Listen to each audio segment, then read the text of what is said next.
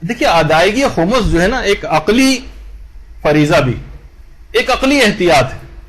وہ جو مولا علی نے ایک دفعہ ایک دہریے سے کہا تھا نا جو اللہ کو نہیں مانتا تھا، مولانا اس سے کہا تھا کہ دیکھو مفہوم ہے روایت کا کہ دیکھو اگر اللہ نہیں ہوا تو میں بھی نجات پا جاؤں گا اور تم بھی نجات پا جاؤ گے، تو وہ اللہ جب ہے ہی نہیں تو جو دونوں کا ایک ہی طرح سے ہوگا کوئی مسئلہ نہیں، ہم دونوں کو کوئی فرق نہیں پڑے گا. لیکن اگر اللہ ہوا تو تو نجات نہیں پا سکے گا، میں نجات پا جاؤں گا، یعنی میں زیادہ سیف سائڈ پہ رہا. تو خمس اگر واجب نہیں تھا اور آپ نے پیسہ نکال دیا تو پیسہ اچھی جگہ پہ خرچ ہو گیا نا، آپ کا تبلیغات میں خرچ ہو گیا، مدارس میں خرچ ہو گیا، اسپتالوں میں خرچ ہو گیا، غریبوں کی کمک پہ خرچ ہو گیا، زلزلہ زدگان کے لیے خرچ ہو گیا، شہیدوں کے خانوادوں کے لیے مثلا خرچ ہو گیا، ان کی کمک کے لیے اچھی جگہ پہ چلا گیا نا پیسہ. لیکن اگر خمس واجب تھا اور آپ نے نہیں نکالا تو آپ تو پھنس جائیں گے. تو سخت ترین حالات سے وہ شخص دوچار ہوگا قیامت میں کہ جب خمس اس نے نہیں نکالا ہوگا تو وہ پھنس جائے گا وہاں پر. تو خمس کی ادائیگی میں ایک عقلی احتیاط بھی ہے. تو بہرحال یہ تمام چیزیں ہوئیں. اچھا دیکھیے مالیاتی جو امور ہے نا اس میں ان سے کھلواڑ کرنا اتنا آسان نہیں. اس میں آدمی کو ایک نا ایج نہیں لینا چاہیے احتیاطاً، بلکہ پیسہ چلا جائے زیادہ بھی تو چلا جانا چاہیے. پیغمبر اسلام جب بھی جنگیں ہوتی تھیں باقاعدہ بلال کے ذریعے ہر جنگ کے بعد ایک اعلان کرواتے تھے،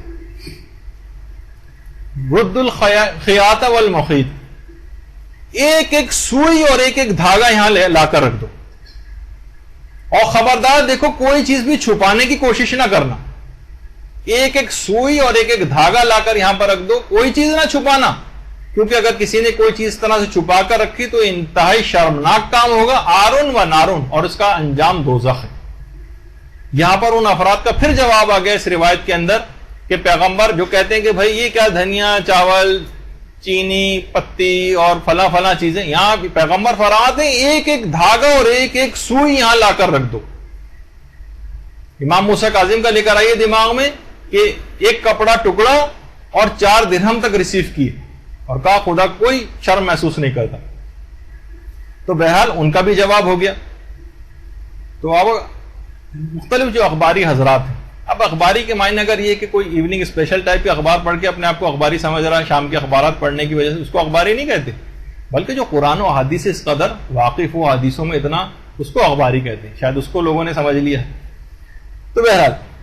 اچھا جب یہ پیغمبر کی طرف سے باقاعدہ مدت کا اعلان بھی ہوتا تھا، مدت کا اعلان کہ فلاں وقت تک پیسے یہ سب مال غنیمت جمع کرا دینا. اچھا ایک صاحب تھے وہ کئی دن بعد مدت گزرنے کے ایک رسی کا ٹکڑا لے کر آئے، کہا کہ یا رسول اللہ، یہ پیغمبر نے کہا تم نے اعلان نہیں سنا تھا، اس میں مدت کا تذکرہ ہوا تھا، کب تک جمع کرانا ہے؟ اس نے کہا یا رسول اللہ سنا تھا.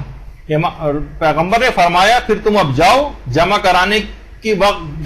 کا وقت گزر چکا ہے، قیامت کے دن لے کر آنا. کتنی سخت بات. تو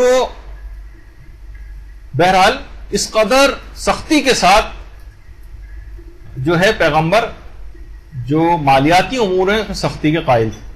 اور آج جو افراد ہیں وہ شیعوں کی اقتصادی کمر توڑنے کے اوپر معمور ہیں، ان کے چکر میں ہرگز نہ آئیں. اور جو امام زمانہ علیہ الصلوۃ والسلام نے ایک جملہ کہا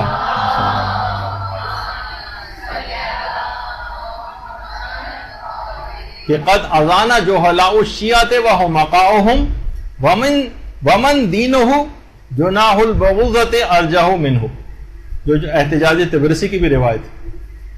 کہ ہمیں جاہل اور احمق شیعوں نے بہت اذیت پہنچائی، جن کا دین ایک مچھر کے پر سے بھی زیادہ کمزور. یعنی ذرا سا کوئی انحرافی کتاب کے چند صفحات پڑھے اور بس وہی نظریہ بنا لیا. یعنی جاہل اور احمق شیعہ کا یعنی عقیدہ ان کا ٹھیک ہے، مگر کیا ہے اپنی جہالتوں اور اپنی حماقتوں کے باعث امام کے مشن کو نقصان پہنچا رہے. خمس دینا مثلا بند کر دیا، نہ غریب سادات کو حصہ جا رہا ہے. سہم امام سے چلنے والے جو ادارے ہیں، مدارس ہیں، مراکز ہیں، تبلیغات ہیں، بس پوری دنیا میں جو امام کا مشن چل رہا ہے اس کو نقصان پہنچا رہے ہیں. ان کا امتحان ذرا سا لیا جائے پیسوں پر، پیسے دینے کی بات آئے سارا ایمان ختم ہو جاتا ہے. اب جب پیسہ جو شخص خرچ نہیں کر رہا ہے وہ اپنی جان کیا دے گا؟ وہ جو یاد ہے آپ کو امام حسین نے جو کربلا کے اندر جو گفتگو کی تھی، فرمایا تھا کہ لوگ نہیں، امام حسین کا نام آئے تو درود تو پڑھنا چل رہا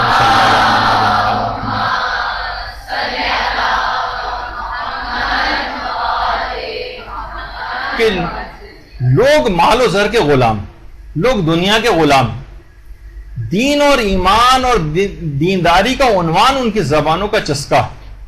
یہ دین سے فقط اتنا لیتے ہیں جو ان کے روزگار کو سنوارنے کے لیے مفید ہوتا،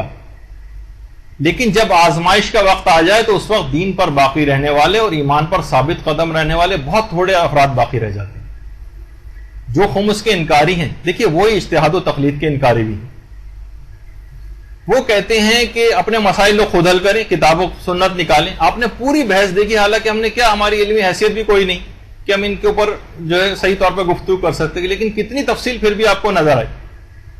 تو اب آپ دیکھیں کہ تقلید کے علاوہ کیا چارے کار آپ کے پاس رہ جاتا ہے ایک عام آدمی کے لیے، وہ کیسے اتنی مختلف روایت میں راہ رشد و ثواب حاصل کر سکے گا۔ رجال کی بحثیں ہیں، کون سا راوی کیسا ہے، الفاظ روایت کیسے ہیں، عربی کے اندر جو عبارت ہیں وہ کیسے وہ پڑھے گا، کلام امام کی مراد کیا ہے، روایات کا سیاق و سباق کیا ہے، پرانی آیات کے ساتھ کوئی ٹکرا تو نہیں رہی، روایت ٹکراؤ کی صورت میں کیا، کن اصولوں کے تحت کیسے مسائل کو درک کرے گا وہ،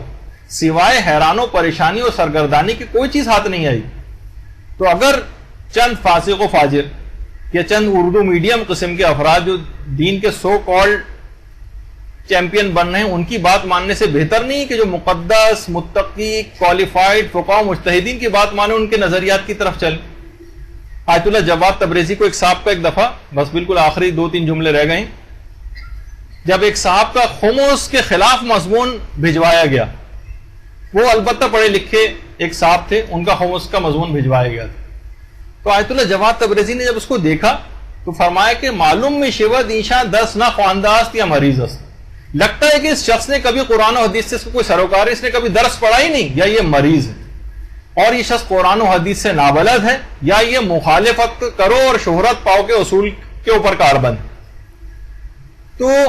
خمس کے جو خلاف ہیں یہ ہمیشہ سے مرجعیت کے بھی خلاف ہیں، یہ اجتہاد و تقلید کے بھی خلاف ہیں، یہ انقلاب اسلامی ایران کے بھی خلاف ہیں، یہ کسی مسجد میں کبھی نظر نہیں آتے، کسی جگہ نماز پڑھتے نظر نہیں آتے، شہادت ثالثہ کے لیے پمفلیٹ اور وہ سب کچھ تقسیم کرتے ہیں ہر جگہ، لیکن خود کبھی یہ نماز پڑھتے نظر نہیں آتے۔ یہ ظالم حکومتوں کو ہمیں البتہ ٹیکس دیتے نظر آتے ہیں اچھا شہری بننے کے لیے، لحاظ سے اس بات ضروری سمجھتے ہیں ان کو ٹیکس دیا جائے، لیکن خمس امام تک نہ ان کے نمائندوں تک نہ پہنچے، دینی واجبات ادا کرتے نظر نہیں آتے۔ انہوں نے کبھی، ان کو ہم نے نہیں دیکھا کہ ان پیسوں سے انہوں نے کوئی ادارے بچے ہوئے پیسوں سے قائم کیے ہوں، کوئی تبلیغات ہوں، کوئی کتابیں لکھنے، اس لحاظ سے علوم محمد و آل محمد علیہ کوئی مکتب و مدرسے قائم کیے ہوں، کوئی یتیم خانے قائم کیے ہوں، کوئی مساجد قائم کی ہوں، شہیدوں کے گھرانوں کی کوئی کمک کی ہو۔ مسلسل خمس کے خلاف ایک مہم جو ہے وہ چلائی جا رہی تاکہ معاشی کمر شیعوں کی توڑی جائے۔ یہ سادات کے فوق العادہ قسم کے احترام کے قائل ہیں اور ایسی محبت کے قائل ہیں کہ سیدانیوں کی شادیاں مشکل سے مشکل تر بنا رہے ہیں، ان میں کرپشن کو فروغ دیا جا رہا ہے، معاشی بائیکاٹ جو ہے وہ سادات کا وہ کیا جا رہا ہے، کہتے ہیں ان کو صدقہ نہ دو، ان کو خمس نہ دو کیونکہ وہ تو معاف ہو گیا ہے، فطرہ اور زکوٰۃ بھی نہیں، رد مظالم بھی نہیں، سادات کا معاشی استحصال کرنا چاہتے ہیں۔ یہ خیرخواہ ہوتے تو خیرخواہی کو کوئی ادارہ قائم کرتے، یہ قوم پہ کوئی وقت پڑے، کبھی کوئی قتل و غارت گری ہو جائے، کسی کی نماز جنازہ بھی تک کسی شہید کی پڑھتے یہ لوگ آج تک نظر نہیں آئے۔ ان کا مشن اور مقصد فقط علماء و مراجع کے خلاف اپنی زبان کو اور اپنی قلم کو استعمال کرنا ہے، انہیں گالیاں دینا ہے، انہیں غیر حلالی کہنا ہے۔ تو لہٰذا ہمیں چاہیے کہ جاہل اور احمق شیعہ نہ بنیں، ان کو پہچانیں گے، لومڑی ہیں جو شیر کی کھال پہن کر لوگوں کے اندر آ گئے،